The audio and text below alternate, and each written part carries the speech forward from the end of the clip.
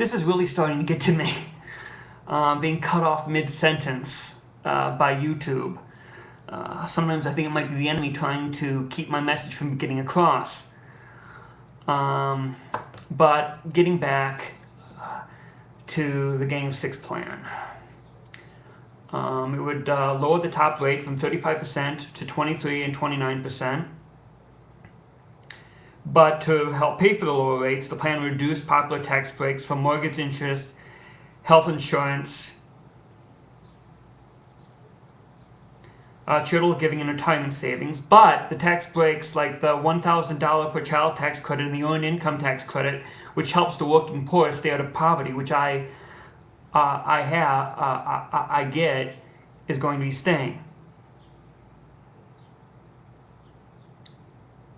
And the alternative minimum tax, which was enacted in 1969 to make sure that high-income families pay at least some income tax, would be repealed.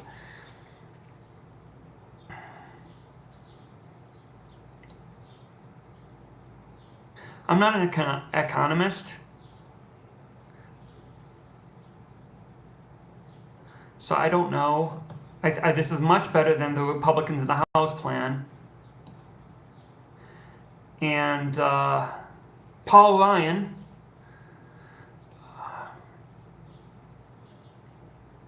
the Ayn Rand worshipping congressman from my state, said that it will increase debt.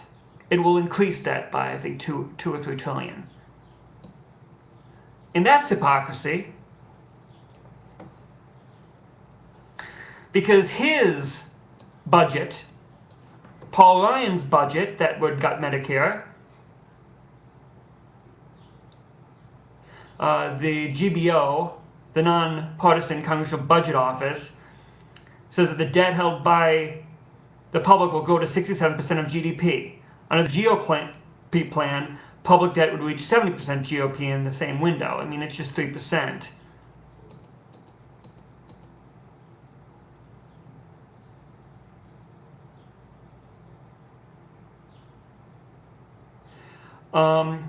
In the current Medicare system, an average 65-year-old beneficiary's cost would be only 25% of what it would be in the individual private insurance market. Under the GOP plan, that would jump to 65%.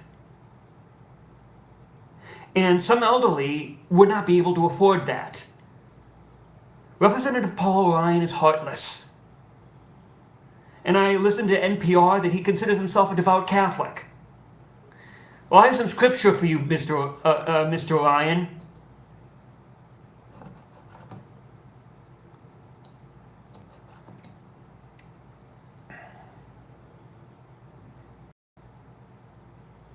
Above the Romans 13 that I discussed earlier. Psalm 82:2-4. How long will you defend the unjust and show partiality to the wicked? Defend the weak and the fatherless. Uphold the cause of the poor and the oppressed. Rescue the weak and the needy. Deliver them from the hand of the wicked. You're gutting programs that help the poor and the oppressed. Proverbs 14:30-32. 31. Whoever oppresses the poor shows contempt for their maker, but whoever is kind to the needy honors God. And you do it with your life. You do it with how you run your life. If you're a politician, you do it with the bills you sign.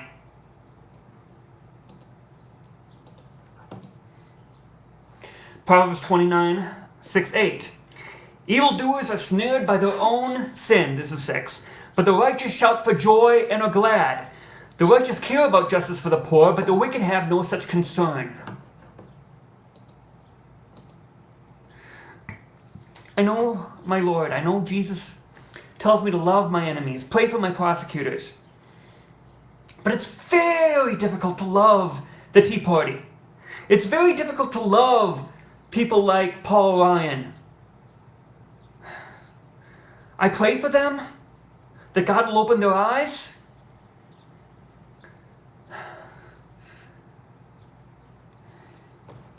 Ezekiel 16:49.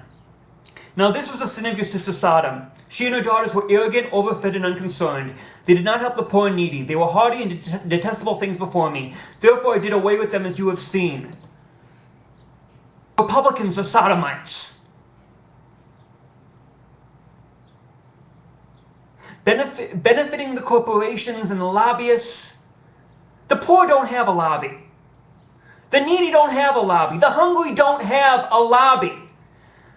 I mean, they have some benefactors like Jim Wallace's Sojourners group, which they're having a petition, which I wish I could put the link on here. If anyone's interested, please message me and I'll send you a message with the link.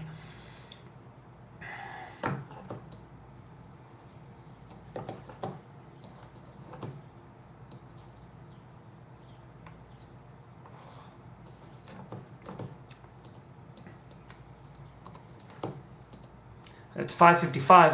I hope this keeps. I'm just going to end with one scripture. One of the scariest parts in scripture. And also I want to say, you're not saved by your works, but you do works because you're saved. I know there's nothing I can do to earn the gracious gift that God gave me through Jesus Christ. There's nothing. But I want to repay Him for this gift. I want to do good because of what He did for me. I want to follow His commands.